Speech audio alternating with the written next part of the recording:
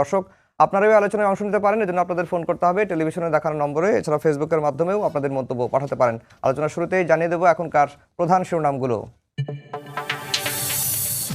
জুলাই হত্যাযজ্ঞের মামলায় শেখ হাসিনা ও কামালের মৃত্যুদণ্ড, রাজসাক্ষী সাবেক আইজিপি মামুনের 5 বছরের জেল, ন্যায় বিচার পাওয়ায় রাষ্ট্রপক্ষের সন্তোষ। ট্রাইব্যুনালের রায়ে উচ্ছ্বসিত শহীদ পরিবার ও জুলাই যোদ্ধারা, মাইল ফলক আখ্যা রাজনৈতিক দলগুলোর, শেখ হাসিনাকে ফেরাতে দিল্লিকে ফের চিঠি দেবে সরকার। শেখ মুজিবের বাড়ি গুড়িয়ে দিতে বুলডোজার নিয়ে ফের ধানমন্ডিতে ছাত্র জনতা, দিনভর ধাওয়া পাল্টা ধাওয়া, সাউন্ড গ্রেনেড টিয়ারশেল নিক্ষেপ, আহত অনেকেই। এবার হবে দেশ রক্ষার নির্বাচন, সুষ্ঠু ভোট আয়োজনে ভুলের সুযোগ নেই বললেন প্রধান উপদেষ্টা, শতভাগ নিরপেক্ষতার সঙ্গে জেলা প্রশাসকদের দায়িত্ব পালনের নির্দেশ। সুপ্রিয় দর্শক, আমরা আজকে আলোচনা করব হাসিনার রায়, ভবিষ্যতের সতর্কবার্তা। হুমাম ভাই, আপনাকে দিয়ে আলোচনা শুরু করতে চাই। আজকের এই রায়কে ঘিরে কেউ বলছেন ঐতিহাসিক রায়, কেউ বলছেন যুগান্তকারী রায়, রাজনৈতিক দলগুলো বলছে মাইল ফলক এই রায়কে, এবং জুলাই যোদ্ধা এবং শহীদ পরিবার তারা বলছেন যে রায়ে তারা সন্তোষ প্রকাশ করেছেন, কিন্তু চৌধুরী আব্দুল আল মামুনের 5 বছরের সাজা নিয়ে তাদের মধ্যে একটা আক্ষেপ রয়েছে। আপনার কাছে কি মনে হয় আজকের রায়টিকে যদি বিশ্লেষণ করতে বলি? আসসালামু আলাইকুম। আজকের রায় আপনাদের বাংলাদেশের জনগণের কাছে যে একটা বড় সারপ্রাইজ হয়ে দাঁড়িয়েছে, এটা আমি বিশ্বাস করি না। আমরা সকলেই জানতাম যে একটা হয়তো ফাঁসির আদেশ না, হয়তো যাবজ্জীবন বা এরকম কিছু না, কোনো না কোনো ধরনের একটা সাজা তো তাকে দেওয়া হবে। কারণ বাংলাদেশে অথবা অন্যান্য রাষ্ট্রেও খুব কম জায়গায় এ ধরনের ঘটনা ঘটেছে যেটা প্রতিটা ব্যক্তির চোখের সামনে ঘটেছে। আপনার যতগুলি হত্যা হয়েছে সবগুলোর ভিডিও ফুটেজ আছে, আদেশ যে দেওয়া হচ্ছে এটার অডিও রেকর্ডিংস আমরা সকলেই শুনেছি। এত এভিডেন্স থাকার পরে কেউ যে সারপ্রাইজড হবে যে শেখ হাসিনাকে মৃত্যুদণ্ড দেওয়া হয়েছে, আমার মনে হয় না। এটা যারা কোর্টরুমের ভিতরে ছিল তারাও জানতো, যারা কোর্টরুমের বাইরে ছিল তারাও জানতো, আওয়ামী লীগ যারা করে তারাও জানতো। কারণ এখানে ধামাচাপা দেওয়ার তো আর কোনো সুযোগ ছিল না। তো বাকি বাংলাদেশের মতো আমিও একদমই সারপ্রাইজ ছিলাম না। সত্যি করে বলি, যখন রায় পড়া হচ্ছিল তখন অনেকক্ষণ ধরে তথ্য যেগুলি বলা হচ্ছিল ওগুলো আবার নতুন করে শুনে গা শিরশির করেছিল যে আসলেই এই 1.5 বছর আগে বাংলাদেশের মাটিতে এমন যে জঘন্য ঘটনা ঘটেছে, এই জিনিসগুলো শুনে মনে হলো যে আসলে কি আমরা এই ধরনের দিন দেখে এখন এই নতুন বাংলাদেশে পৌঁছেছি। তারপরও শেখ হাসিনা দেশে নেই। ওটা শুনে মৃত্যুদণ্ড দেন বা অন্য কোনো ধরনের সাজা তাকে দেন, মনের মধ্যে তো হালকা পাতলা কষ্ট থেকেই যায়। তো সেই কষ্টটা নিয়েই আজকে বাড়ি যাব। আশা করি বাংলাদেশের মানুষজন যারা আছে তারাও এটা নিয়ে বিবেচনা করবে। হ্যাঁ, রাজনীতির মাঠের মধ্যে এটা একটা বড় সতর্কবার্তা রয়ে গেল। কারণ হয়তো এই রায়ের পরে বাকি যারা যারা রাজনীতি করে তারা চিন্তা করবে যে ফ্যাসিজমের দিকে চলে গেলে হয়তো এই ধরনের একটা রায় তাদেরও ফেস করতে হতে পারে। কিন্তু একটা আপনি যেটি বললেন যে আজকেও যখন রায় হচ্ছিল এবং অতীতের বা 14 মাস আগের যে ঘটনাগুলো যখন বিচারক পড়ে শোনাচ্ছিলেন, বিশেষ করে টেলিফোন কনভারসেশনগুলো, কি কি কথা হয়েছে, কিভাবে হত্যা করা হয়েছে, বিষয়গুলো যখন উঠছিল, তখন আপনি এটাও বললেন যে এটা আসলে 14 মাস বা 15 মাস আগের ঘটনা, মানুষের সামনে এখনো মানে জ্বলন্ত অবস্থায় রয়েছে। তারপরেও আব্দুল আল মামুনকে রাজসাক্ষী করা হলো, এটি নিয়েও একটা প্রশ্ন আছে। আপনার কাছে কি মনে হয় যে আব্দুল আল মামুনকে রাজসাক্ষী করা আদৌ দরকার ছিল? আমার তো মনে হয় না, দরকার তো একদমই ছিল না। কারণ আপনার কাছে যতখানি এভিডেন্স ছিল, সে রাজসাক্ষী হোক বা না হোক, আমাদের কাছে ইনাফ এভিডেন্স ছিল এই কনভিকশনের জন্য। তবে একজন ব্যক্তি হয়তো উনি ভয়ে, কারণ উনি নিজে জানেন উনি কোন কোন ঘটনার সাথে জড়িত ছিল, ওনার মাধ্যমে কোন কোন ঘটনা ঘটেছে। এবং আপনাদের শুনেছেন অডিওগুলো, তো আপনি শুনেছেন যেখানে বলা হচ্ছে যে হেলিকপ্টারের মাধ্যমে বম ফেলা হবে, হেলিকপ্টারের মাধ্যমে গুলি করা হবে। আপনার তো এটা পরিকল্পিত একটা মার্ডার ছিল। হ্যাঁ, হয়তো ভিকটিম কে হবে ওইটা ডেজিগনেট করা হয়নি, কিন্তু ঘটনা ঘটবে এটা পরিকল্পিত ছিল। তো এই জিনিসগুলো বিবেচনা করে আপনি যদি এই ঘটনার সাথে জড়িত থাকেন, ভয়ে হয়তো আপনি বলবেন যে ঠিক আছে আমি স্বীকারোক্তি দিয়ে দিই, এটার মাধ্যমে যদি আমার কিছুটা সাজা কমে আসে। এখন শোনা যাচ্ছে যে উনি চেয়েছিলেন যে ওনাকে আরও কম সাজা দেওয়া হোক। আমার তো মনে হয় যে 5 বছর এটাতে অনেকজন হয়তো একটু নারাজগি দেখাতে পারে। তার সাথে সাথে আমি মনে করি না যে এই ধরনের ঘটনার মধ্যে আমাদের কাউকে এই সুযোগ দেওয়া উচিত ছিল যে তারা রাজসাক্ষী হয়ে পার পেয়ে যাবে। জি, জাহেদ ভাই, এটি আসলে কি এই শেখ হাসিনার মানে জুলাই গণঅভ্যুত্থানের প্রথম মামলার তো রায় হলো, এবং এই মামলার সুপিরিয়র কমান্ডার যিনি ছিলেন ট্রাইব্যুনালের ভাষায় যে শেখ হাসিনা, এবং এরপরে সেকেন্ড কমান্ডার হচ্ছে সাবেক স্বরাষ্ট্রমন্ত্রী আসাদুজ্জামান খান কামাল, এর পরের লেয়ারে আছে আইজিপি চৌধুরী আব্দুল আল মামুন। এবং আজকে রায়ের পরে রাজনৈতিক দলগুলোর প্রতিক্রিয়া, সবারই যে প্রতিক্রিয়া, সবাই যেটি বললেন, হুমাম ভাইও যেটি বললেন যে এটি আসলে রাজনীতির মাঠে সতর্কবার্তা। আপনার কাছে কি তাই মনে হয়? আমার কাছেও তাই মনে হয়। সতর্কবার্তা কাজ করবে কিনা ইজ ডিফারেন্ট ডিবেট। প্রথম রায় নিয়ে দু একটা কথা একটু বলা দরকার, সেটা হচ্ছে আমরা শেখ হাসিনার বিচার করতে চেয়েছি আমরা ন্যায় বিচার প্রতিষ্ঠার জন্য। আমি ব্যক্তিগতভাবে মনে করি শেখ হাসিনার বিচার যদি আমরা করতে না পারতাম, এই রাষ্ট্রের আর কারো বিচার করার কোনো অধিকার থাকতো না। একটা জিনিস আমাদের দর্শকদের উদ্দেশ্যে বলি, এটা জাস্ট খুনের মামলার বিচার হচ্ছে না। ধরুন একজন কন্ট্রাক্ট কিলার 100 খুন করেছে, 200 খুন করেছে, এটার জন্য আপনি আন্তর্জাতিক অপরাধ আদালতে যেতে পারবেন না, কারণ ওখানে বিশেষ কতগুলো অপরাধ, এই জন্য আমরা মানবতা বিরোধী অপরাধ বলছি। আরেকটা কথা একটু যোগ করে রাখা খুবই জরুরি, আমরা না শুধু জুলাই আগস্টের কথা বলছি, রোম স্ট্যাটিউটে যে মানবতা বিরোধী অপরাধের যে সংজ্ঞায়ন আছে, সেই মানবতা বিরোধী অপরাধ বছরের পর বছর সাফার করেছে মূলত বিএনপি। আপনি কোনো রেশিয়াল, কোনো পলিটিক্যাল গ্রুপকে টার্গেট করে arbitrary detention, custodial torture, enforce disappearance, extrajudicial killing, এগুলো প্রত্যেকটা ক্রাইম এগেনস্ট হিউম্যানিটি। সো আপনি বিএনপি করার কারণে, এই যে বিএনপি অত্যাচারিত হয়েছে, গায়েবী মামলায় গেছে, অত্যাচারিত হয়েছে, নির্যাতন হয়েছে, গুম হয়েছে, কেন হয়েছে? কারণ বিএনপি করে। সো আপনি সিস্টেম্যাটিকলি বিএনপির বিরুদ্ধে এই কাজগুলো করে গেছেন। সো ওভার দ্য ইয়ার্স কিন্তু এই কাজগুলো হয়েছে, তার মানবতা বিরোধী অপরাধ। উনি কিন্তু শুধু জুলাই আগস্টে করে নাই, রিপিট। সুতরাং ওই সব বিবেচনা এইরকম একজন অপরাধীকে অপরাধের বিচার করবো, আবার আমি ফ্র্যাঙ্কলি বলছি এটা প্রতিহিংসার জন্যও না, জাস্টিসের জন্য। আমি ন্যায় বিচার প্রতিষ্ঠা করতে চাই।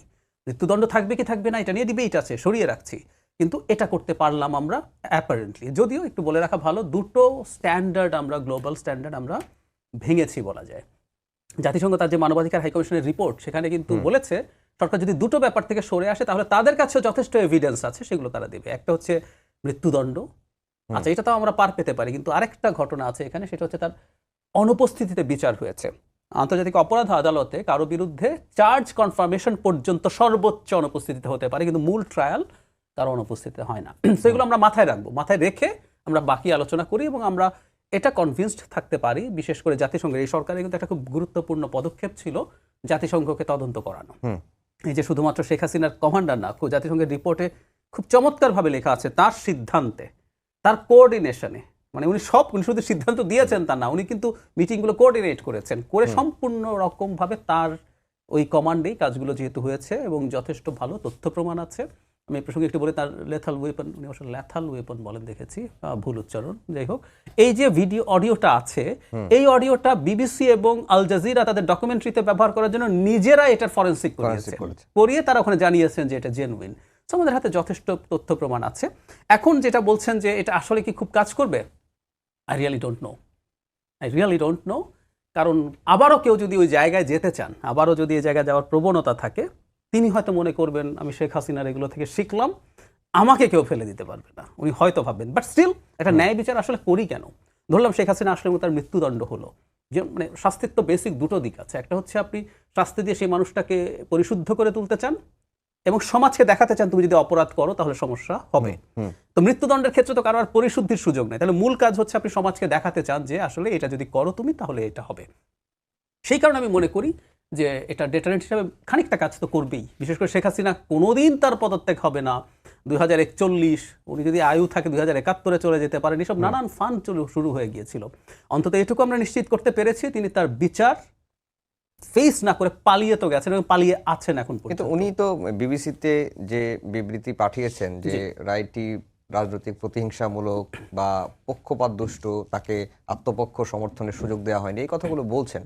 ওনা বেসিক আইনের ধারণা থাকলে কথাগুলো বলতেন না। আত্মপক্ষ সমর্থনের জন্য যদি তিনি তার নিজের আইনজীবী দিতে চাইতেন, তাহলে তাকে এই কোর্টের জুরিসডিকশন তাকে মানতে হতো, তিনি আসতে হতো, এসে সারেন্ডার করলে কিন্তু অনেক কিছু উনি করতে পারতেন। উনি এবার আইসিটি আইনে শেখ হাসিনার সময়ের তুলনায় 1000 গুণ বেশি এটাকে সংশোধন করা হয়েছে। আমি নিজেই আইন পড়ে দেখেছি। আপনি ইভেন বিদেশি আইনজীবী, আমি প্রসঙ্গে যোগ করতে চাই যে হুমামের বাবারা যখন এইখানে ট্রায়ালের শিকার হচ্ছিলেন, কি অস্বচ্ছ ব্যাপার ছিল এখানে, কি অস্বচ্ছ ব্যাপার ছিল, সেই তুলনায় এখন অনেক ট্রান্সপারেন্ট, অনেক কিছু করতে পারতেন। তো উনি তো সুযোগ নেননি। উনি যখন একটা দেশের কোর্টের জুরিসডিকশন মানবেন না, তার আত্মপক্ষ সমর্থনের জন্য যেটা করার থাকে সরকার তার হয়ে একজন লয়ার দিয়েছে, আত্মপক্ষ হতে পারবে না, তার হয়ে হয়েছে যতদূর সম্ভব ততটুকু হয়েছে। তিনি কোনো সাক্ষী বা কিছু আনেননি, তিনি পার্টিসিপেট করলে সেগুলো আনার সুযোগ ছিল।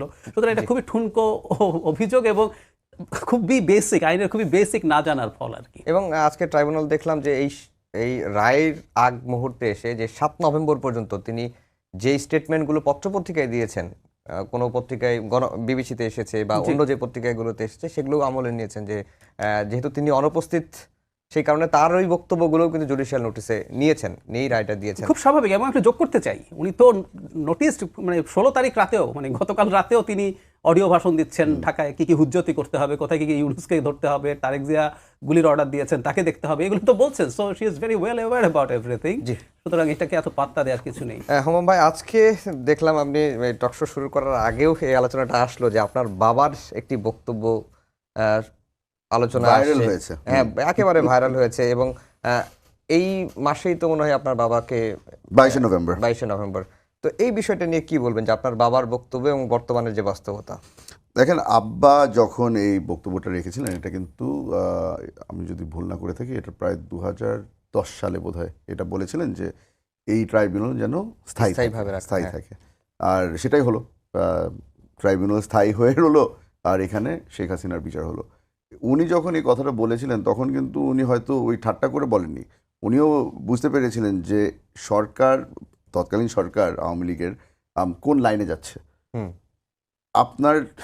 আমরা এখন এই জুলাই অগস্ট মাসের মধ্যে আমরা দেখেছি যে শেখ হাসিনা প্রকাশ্যে মানুষকে গুলি করতে বলেছে, সকলের সামনে গুলি চালানো হলো, মানুষজন মারা গেল। তবে মাথায় তো রাখতে হবে যে গত 17 বছরের মধ্যে শেখ হাসিনা যে বারবার করে খুন করে এসেছে, এটা তো এখন একটা ভ্যালিড আর্গুমেন্ট রয়ে গেছে। কারণ আমরা জানি যে গুম করা, খুন করা, মানুষদেরকে উঠিয়ে তাদেরকে অন্য দেশে পার করে দেওয়া, এই ধরনের ঘটনা তো অনেক হয়েছে। এটা তো আপনার 2008 শুরু হওয়ার পর থেকে এটা ঘন ঘন হয়ে আসছে। প্রবলেম ছিল যে তখন আমাদেরকে মাজল করা হয়েছিল, আপনাদেরকেও মাজল করা হয়েছিল যে আপনারা কিছু বলতে পারবে না, আমরা কিছু বলতে পারবো না, কিছু যদি বলি আমার সাথে আপনার আয়না করে দেখা হতো।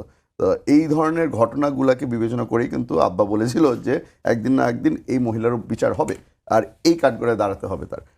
আনফর্চুনেট যে তাকে শেল্টার দেওয়া হয়েছে পাশের দেশে, যে তাকে আমরা কাঠগড়ায় দেখতে পারছি না। তবে মনের মধ্যে তো একটু শান্তি আসে যে বাবা যে ভবিষ্যবাণী করে গিয়েছিল ওরা আসলেই বাংলাদেশের মাটিতে প্রমাণ হলো। তবে আমি একটা জিনিস যোগ করে দিতে চাই, এই যে আজকে যে রায়টা ঘোষণা করা হলো, অনেকে বলছে যে ব্যক্তি দেশে নাই, সশরীরে যদি থাকতো তাহলে আমরা অনেক খুশি হতাম, তার রায় কার্যকর হচ্ছে ওটা দেখার একটা সুযোগ হতো, অথবা তার ফেশিয়াল রিয়াকশনও বা কী হয়, সে কি কাঁদে, সে কি রিয়াক্ট করে কি করে না, সে কি চিল্লাচিল্লি করবে, মারামারি করবে, ওটা দেখার জন্য অনেকজন অপেক্ষায় ছিল। আমাদের যেটা মনে মনে সান্ত্বনা দিতে হবে নিজেকে, ওটা হচ্ছে কি যেটা একটা সিম্বলিক রায় ছিল, মানুষদেরকে জানানোর জন্য যে আপনি দেশে থাকেন কিংবা বিদেশে থাকেন, আপনাকে এখন কিন্তু ট্যাগ লাগিয়ে দেওয়া হয়েছে যে আপনি একজন ক্রিমিনাল। আমি তাকে ম্যাস মার্ডারারও বলতে পারি, অনেক কিছু বলতে পারি, কিন্তু একদম সাধারণ ভাষার মধ্যে তাকে একটা ক্রিমিনাল হিসাবে জানানো হলো। এই রায়ের পরে তার জীবনের মধ্যে কি কোনো পরিবর্তন আসবে? আপনি যদি আইনগতভাবে জিজ্ঞেস করেন, অথবা আপনি যদি regular day to day affair হিসাবে চিন্তা করে দেখেন, সে যেই দিল্লিতে যেই ভিলাতে আছে সেই ভিলাতেই থাকবে, সে যেই অডিওগুলি ছাড়ছে সেই অডিওগুলিই ছাড়তে থাকবে, সে বারবার করে বলবে যে আমি এখনো প্রধানমন্ত্রী, আমার কি অপরাধ, আমি কি বা করলাম, মানে ওই ধরনের কথা বলবে, বারবার করে উস্কানি দিতে থাকবে যে তোমরা মাঠে নেমে যাও, তোমরা মাঠে নামলে কিছুদিন পরেই আমি টুস করে চলে আসবো, এই ধরনের ভাষা সে ব্যবহার করতে থাকবে। তবে আমাদের সান্ত্বনা হচ্ছে গিয়ে সে এখন যেই এলাকায় আছে ওই এলাকা থেকে আর বের হতে পারবে না। আমার একটা প্রশ্ন রয়ে যায় যে সে যে এখন দিল্লিতে আছে, ওনার স্ট্যাটাসটা কি? অ্যাসাইলাম সিকার, ট্যুরিস্ট, কি হিসাবে আছেন? যেই হিসাবেই থাকুক না কেন, তাকে যদি এখন একটা ট্রাভেল পাসও দেওয়া হয়, কোন দেশ তাকে এখন অ্যাকসেপ্ট করতে রাজি হবে? কেউ না, কারণ she is a convicted criminal. এখন এই এতটুক ছোট একটা জিনিসকে নিয়ে আমাদের মনে শান্তি নিয়ে বেঁচে থাকতে হবে। জি জাহিদ ভাই, যেটি হুমাম ভাই বললেন যে তাকে শেল্টার দেওয়া হয়েছে ভারতে, আজকে যখন পররাষ্ট্র উপদেষ্টা এবং আইন উপদেষ্টা দুজনেই বলছিলেন যে ভারতকে আবারও চিঠি দেবে বাংলাদেশ তাকে ফেরত দেওয়ার জন্য, কিন্তু ভারতের যে রিয়াকশন তারা দিয়েছে, এবং এটি রিয়াকশনটা পড়ে, স্টেটমেন্টটা দেখে পড়ে মনে হচ্ছে যে তারা কমপ্লিটলি এই বিষয়টাকে এড়িয়ে গেছে, এবং এর আগেও তো তাকে ফেরত দেওয়ার বিষয়ে একটা চিঠি দেওয়া হয়েছিল, সেই চিঠি পাওয়ার কথা স্বীকার করা হয়েছিল, কিন্তু তার উত্তরও কিন্তু মেলেনি। আসলে কি ভারত তাকে ফেরত দেবে কি দেবে না, নাকি ফেরত দেবে না, কিন্তু আমি আজকে ভারতের যে স্টেটমেন্ট, আমি এটাকে এক অর্থে আমাদের জন্য পজিটিভ মনে করি। মানে কোথাও ইঙ্গিতে একটু প্রশ্ন তৈরির চেষ্টা ভারত করতে পারতো, তারা করে না, জাস্ট এড়িয়ে গেছে মানে হলো, এবং একটা ইঙ্গিত আছে আমাদের দেশে যা যা হচ্ছে, আমাদের সাথে তারা সম্পর্ক উন্নয়নে আগ্রহী ধরনের কথাবার্তা, এটাকে আমি পজিটিভ মনে করি, এটা তাদের জায়গা থেকে সরে আসা। ইভেন এরকম একটা বাক্য তো থাকতে পারতো যে আমরা আশা করি বিচারিক প্রক্রিয়া সঠিক হয়েছিল, মানে এটা বললেও কিন্তু একটা ইঙ্গিত যে আমি এটার প্রসেস নিয়ে প্রশ্ন করছি। সো শেখ হাসিনা যদ্দূর করছে তাকে অদ্দূরই রাখা হবে, আপাতত আর খুব বেশি কিছু করবে বলে মনে হয় না। এবং ভারতের পররাষ্ট্রনীতি, আমি সরি, যে ধরনের মানে সুপার পাওয়াররা যেটা করে আর কি, সুপার পাওয়ার হয় কারণ তার ইগো থাকে না, কিন্তু ভারত কোনোদিন রিজিয়নাল সুপার পাওয়ার হবে না কারণ ইগো আছে। আমরা ছোটবেলায় নাম এটা করেছি তো করেই যাব ওসব করছে, কিন্তু ভারত কেন মেজর কিছু করবে না, এবং শেখ হাসিনাকে ফেরত পাঠাবেও না, কারণ যেভাবে তিনি সার্ভ করেছেন লাইক আ স্লেভ, ভারত আবার কোনো একদিন এখানে স্লেভ খুঁজবে। ভারতের পররাষ্ট্রনীতির মূল প্রবলেমটা এই জায়গায়। ও কিন্তু পিপল টু পিপল রিলেশনশিপের জন্য এখন মুখে বলতে পারে, মনে মনে খুঁজতে থাকবে কিন্তু আরেকজন শেখ হাসিনা যে তাকে স্লেভের মতো সার্ভ করবে। সুতরাং একটা স্লেভের মতো সার্ভ করে বিপদে পড়ার পর যদি তাকে ফেরত পাঠায়, কেউ স্লেভ হইতে চাইবে না। দ্বিতীয়, শেখ হাসিনা কিন্তু তখন ভারতকে দেখে নেবেন, যদি পাঠাতো ভারত কি করেছে না করেছে আমরা যাবতীয় সব স্টোরি আমাদের সামনে চলে আসতো। তো ভারত এটা করবে না, উনি রাজসাক্ষী হতেন। কিন্তু আমরা অ্যাটলিস্ট একটা জিনিস চাই ভারতের কাছে, সেটা হলো এখন একটা সমস্যা হয়ে গেছে, ভারত কিন্তু আমরা ইন্টারন্যাশনাল চাপ দিতে পারবো না, কারণ ক্যাপিটাল পানিশমেন্ট হয়েছে। আমাদের নিশ্চয় মনে আছে শেখ মুজিবুর রহমানের খুনিদের অনেককে ফেরত আনা যায় নাই এই ক্যাপিটাল পানিশমেন্টের কারণে। সো ভারতকে আমাদের দ্বিপক্ষীয় চাপে দিতে হবে, আমাদের আসলে আর বেশি কিছু করার নাই। এই চাপ দেওয়ার মাধ্যমে, এবং হুমাম যেটা বলছেন খুবই ইন্টারেস্টিং, ওনার পথ বন্ধ হয়ে গেল। ইভেন আমি আরেকটা জিনিস যোগ করি, বাংলাদেশেও তার দূরবর্তী কোনো, ওনার বয়স ওনার পক্ষে নাই, কিন্তু দূরবর্তী কোনো সম্ভাবনা আর নেই যে, আমরা টেকনিক্যালি বলছি আওয়ামী লীগ যদি নিষিদ্ধ না হয় আইসিটিতে বিচারের পরও, আমরা তো বিচার চাইছি, হতে পারে না যে বিচার দেখলো যে আওয়ামী লীগ সংগঠন হিসাবে এটাতে জড়িত ছিল না, ফলে আওয়ামী লীগ নিষিদ্ধ হলো না, সে আওয়ামী লীগের হাল ধরার কোনো সম্ভাবনা আসলে আর তার নেই। এবং অডিওতে আমি রিপিট করছি, ভিডিওতেও না, কিন্তু ওনার বিধ্বস্ত পরাজিত এই চেহারা নিয়ে উনি আর কোনোদিন সামনে আসবেন বলে আমি মনে করি না। ওটা দেখার সাথে সাথে আওয়ামী লীগের মৃত্যু হবে, এই কি চেহারা হয়েছে। কারণ শেখ হাসিনার জন্য ফিজিক্যাল বা বায়োলজিক্যাল মৃত্যুর চাইতে এই যে জীবনটা তার আছে, যিনি ক্ষমতার এমন জায়গায় পৌঁছে গিয়েছিলেন, ওই যে সায়েন্টিফিক্যালি হিউব্রিস সিনড্রোম বলে, আপনি কোথাও গডের কাছাকাছি কিছু একটা নিজকে মনে করা শুরু করেছেন, সেই জায়গা থেকে পতন, এবং সেই পতনের পর আপনি এমন একটা জায়গায় দেখেন যে আপনি আর কেউ না আসলে, ফলে উনি অডিও কলে এইটুকু করবেন এবং ওনার রাজনৈতিক মৃত্যু হয়ে গেছে, ভারত ওকে ফেরত দেবে না। ধীরে ধীরে আমি বিশ্বাস করি, বিশেষ করে আমাদের একটা গণতান্ত্রিক সরকার যদি প্রতিষ্ঠিত হয়, তার সাথে ভারতের যদি মোটামুটি একটা ওয়ার্কিং রিলেশন হয়, আমি কিন্তু ভারতের সাথে যুদ্ধ বাঁধানোর চেষ্টা করতে হবে, সেভেন সিস্টার্স আলাদা করে দিতে হবে, চিকেন স্নেকের গলা টিপে ধরতে হবে, এগুলো সব ফালতু কথাবার্তা, এগুলো বাদ দিয়ে একটা সম্মানজনক দ্বিপক্ষীয় সম্পর্ক যদি হয়, বিশ্বাস করে শেখ হাসিনার এসব বক্তব্য বন্ধ হয়ে যাবে। জি হুমাম ভাই, আপনি, আমার যতটুকু মনে পড়ে আপনি একদিন ট্রাইব্যুনালে গিয়েছিলেন, এজলাসে বসেছিলেন, সেটি হচ্ছে একদিন না, অনেকবারই গিয়েছিলাম, অনেকবারই বসেছি, আমার প্রায় 5 বছর কেটেছে। না আমি বললাম 5 আগস্টের পরের কথা। জি, 5 আগস্টের পরের কথা, যে গুমের মামলার দিনে গিয়েছিলেন, সেদিন আপনার সাথে কথা হচ্ছিল, আপনি ট্রাইব্যুনালের যে ওয়েল ডেকোরেশন দেখে আপনি খুব বলছিলেন আপনার, এই যে আপনি ট্রাইব্যুনালে গিয়েছিলেন এবং আগে যখন ট্রাইব্যুনালে আপনার বাবার বিচারগুলো করা হচ্ছিল আর এখন যে বিচারগুলো হচ্ছে, খোঁজখবর তো নিয়েছেন, তফাৎ কোনো পার্থক্য আছে? অনেকেই বলে যে এটিকে একটি ক্যাঙ্গারু কোর্ট বানানো হয়েছে, যেটি আওয়ামী লীগের লোকজন বলে। আপনার বিচার কিন্তু মাত্র শুরু হয়েছে। আপনার এই জিনিসটা মাথায় রাখতে হবে যে এই একটা কেস যেটা র্যাপ আপ করা হলো, এই কেসটা একটু ভিন্ন ধরনের কেস ছিল, কারণ এটা ইন অ্যাবসেন্সিয়া হয়েছে। তো এই ইন অ্যাবসেন্সিয়ার মধ্যে ডিফেন্স লয়াররা কতটুক তাদের পক্ষের এভিডেন্স জমা দিয়েছে, অথবা তারা কাকে কাকে নিয়ে এসেছে সাক্ষী দেওয়ার জন্য, এই জিনিসটাগুলো ডিফেন্স লয়াররা সাক্ষী দেওয়ার সুযোগ পায়নি, কারণ তারা তো মানে সাক্ষী একজন যিনি ছিলেন তিনি তো সাক্ষী, আসামি থেকে সাক্ষী হয়ে গেলেন। এখন এই জিনিসগুলো যদি আপনি চিন্তা করে থাকেন, আমি যেটা ভাবতে পারছি অথবা চিন্তা করছি ওটা হলো গিয়ে সামনের যেই কেসগুলি হবে ওগুলো কিন্তু একটু ভিন্ন মোড় নিবে, কারণ ওখানে যেহেতু তারা নিজেরাই বর্তমানে বাংলাদেশে আছেন, বর্তমানে কারাগারে আছেন, যাদের বিরুদ্ধে মামলা আনা হয়েছে, তারা তো আশা করছি যে তারা নিশ্চয়ই তাদের ডিফেন্সের জন্য সাক্ষী আনবেন। ভিন্নতাটা ওখানেই যে আমাদেরকে কিন্তু ডিফেন্স এর পক্ষ থেকে কোনো সাক্ষী আনতে দেওয়া হয়নি। তো ফেয়ার ট্রায়ালের জন্য যেগুলি যেগুলি দরকার আমরা প্রেশার দিয়েছি, আমরা ভুক্তভোগী, তো আমরা নিজেরাই প্রেশার দিয়েছি যে যতক্ষণ পর্যন্ত আপনারা রুলস অফ দ্য গেম ঠিক করবেন না, যতক্ষণ পর্যন্ত যেই অন্যায়গুলি আমাদের সাথে হয়েছে সেই অন্যায়গুলি যতক্ষণ পর্যন্ত আপনারা শুধরাবেন না, ততক্ষণ পর্যন্ত আমি কিন্তু এই ট্রাইব্যুনালকে স্বীকৃতি দিব না। সেই কারণেই আপনি যে বললেন যে আমাকে দেখেছেন আপনি ট্রাইব্যুনালে বসা, এজলাসে বসা, অনেক দিন পরে দেখেছেন। অনেকেই আমার আগে গিয়ে ওখানে তাদের কেস ফাইল করে এসেছে, আমার অনেক টাইম লেগেছে, কারণ আমার জন্য একটা রেসপন্সিবিলিটি ছিল, আগে ট্রাইব্যুনাল ঠিক হবে তারপরে আমি গিয়ে কেস ফাইল করব। যখন আমি মনে করেছি যে tribunal has come up to status, তখন আমি গিয়ে ফাইল করেছি। বর্তমানে যতগুলো সুবিধা দেওয়া হচ্ছে বর্তমান আসামিদেরকে, এই সুবিধাগুলো আমাদের কল্পনায়ও ছিল না। হ্যাঁ, আপনারা তো চার্জ ফ্রেমের আগে কোনো কাগজপত্রই পাইতেন না। চার্জ ফ্রেমের আগে কাগজপত্র বাদ দেন, চার্জ ফ্রেমের আগে আমার বাবার উপর দিয়ে যে টর্চার গিয়েছে ওগুলাকে যদি আমি হিসাব করা শুরু করি তাহলে মনে হয় এত স্বর্গে আছে। তো বর্তমানে ট্রাইব্যুনাল দেখে মনে হবে 5 স্টার হোটেল। তো এইসব চিন্তা করে আমার মনে হয় যে যারা ফালতু কথা বলছে যে এই ট্রাইব্যুনাল ফেয়ার হচ্ছে না, এখানে স্বচ্ছতা নাই, এগুলো বলে লাভ নাই ভাই। আগে কি ট্রাইব্যুনাল ছিল ওটা যদি আপনারা দেখেন তাহলে আপনারা সত্যিই মনে করবেন যে এটা ইন্টারন্যাশনাল স্ট্যাটাসের ট্রাইব্যুনাল। এইখানে আমি একটা জিনিস বলে রাখি, আমরা যে প্রশ্নগুলি আগে তুলেছিলাম, এটা কি ইন্টারন্যাশনাল কোর্ট নাকি না, অথবা কি ধরনের জবাব পাবো, জবাব কিন্তু এখনো একই রয়ে গেছে। এটা একটা ডোমেস্টিক ট্রাইব্যুনাল। ক্রাইম যেগুলি ঘটেছে এগুলা ইন্টারন্যাশনাল মানের ক্রাইম। তো আমরা যখন এগুলো শুনতাম তখন বলতাম যে ভাই তোমরা তো দেখি বারবার আমাদেরকে নাকে দড়ি দিয়ে গোল গোল ঘুরাচ্ছ।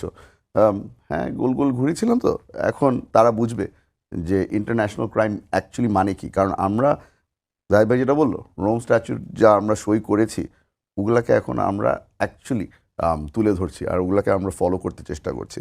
সমস্যা হয়ে গেছে যে যারা যারা আইনজীবী, বিদেশি আইনজীবীরা যারা যারা আছে তাদের রাস্তা এখন বন্ধ হয়ে গেছে। তারা যে ক্রিটিসাইজ করবে ওই রাস্তাটা বন্ধ হয়ে গেল। কারণ আগে যেই ক্রিটিসিজমগুলো ফেস করতে হয়েছিল ওগুলো তো আমরা ঠিক করে ফেলেছি।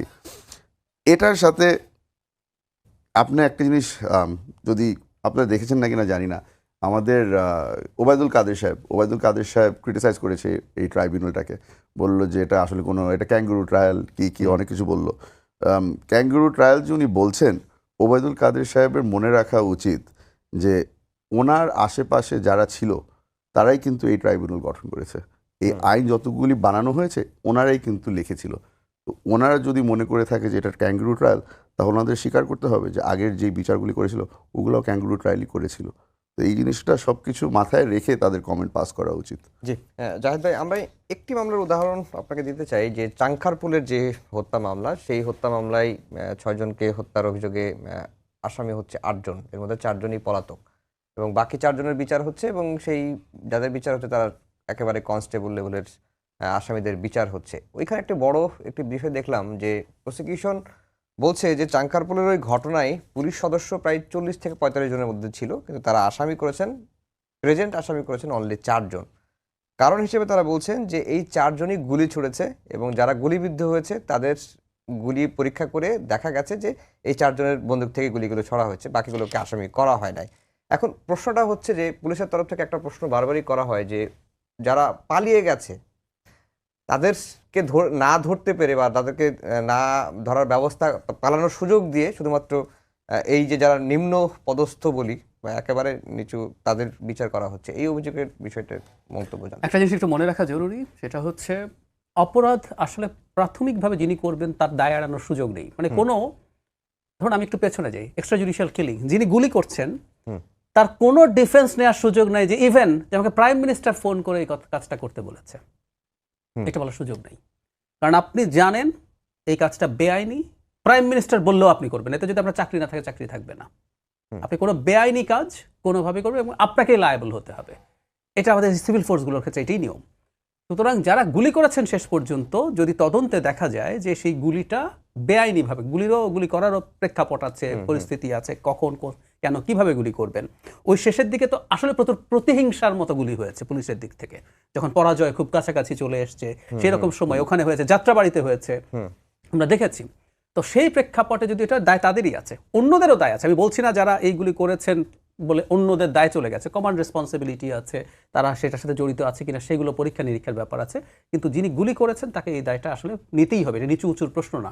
এজন্যই বলা হয় যে বিশেষ করে সিভিল ফোর্সগুলো, তিনিও কিন্তু আইন জানেন, পুলিশের এই জায়গাগুলো কিন্তু খুব স্পষ্ট, যিনি কনস্টেবল তারও মাথায় এই আইন থাকা দরকার যে তিনি কোন সময় কখন কিভাবে একটা লেথাল ওয়েপন ব্যবহার করতে পারেন, এটা তার লাগবে। তো তাদের দায় আছে, কিন্তু আমি আপনার সাথে একমত, যারা পালিয়ে গেছে তাদেরকে তো ধরা গেল না, সুতরাং হয়তো সেটা তারা করে উঠতে পারছে না। একটা প্রশ্ন একজন দর্শক করছিলেন, আমি টকব্যাকে শুনছিলাম যে তারা বলছেন যে শেখ হাসিনার রায় হয়েছে বা আসাদুজ্জামান খান কামালের মৃত্যুদণ্ড হয়েছে, এটি ন্যায় বিচার হয়েছে, কিন্তু আজকে ধানমন্ডিতে যে ঘটনাটি ঘটেছে এটি কি আসলে ন্যায় বিচার, বা এটি কি আসলে প্রতিক্রিয়া দেখানোর মতো, কি বলবো, 32 নম্বর ভাঙার চেষ্টা না আবারও বুলডোজার নিয়ে আমি একেবারেই মনে করি না। তার আগে একটা জিনিস একটু যোগ করে রাখি, সরকার শেখ হাসিনাকে না পারলেও না আসাদুজ্জামান খান কামাল কিন্তু ইন্ডিয়াতে আছে, তাকে আনার চেষ্টা করা দরকার। সামনে কিন্তু আরো অনেকের বিচার হবে, ঠিক আছে, শেখ হাসিনাকে আসলে পারা যাবে না, কিছু সাঙ্গপাঙ্গ নিয়ে আসার চেষ্টা করতে হবে। 32 নম্বর নিয়ে আমার খুব স্পষ্ট অবস্থান আছে, আমি অলরেডি এটা নিয়ে কথাও বলেছি। সেটা হলো 32 নম্বর ইজ এ সিম্বল, এটা অনেক কিছু, সেটা মুক্তিযুদ্ধের ইতিহাসও আছে, কোনো সন্দেহ নেই। আবার শেখ হাসিনা এটাকে তার যে ফ্যাসিজম, তার যে মাফিয়া তন্ত্র তৈরি করেছে সেটারও একটা সিম্বলে পরিণত করেছেন। তো মানুষের ক্ষোভ আছে, 5 তারিখে এটার উপরে গেছে, পরে গেছে, কিন্তু ধরুন আজ যখন যেতে গেল, মানে এটা তো বেআইনি কাজ।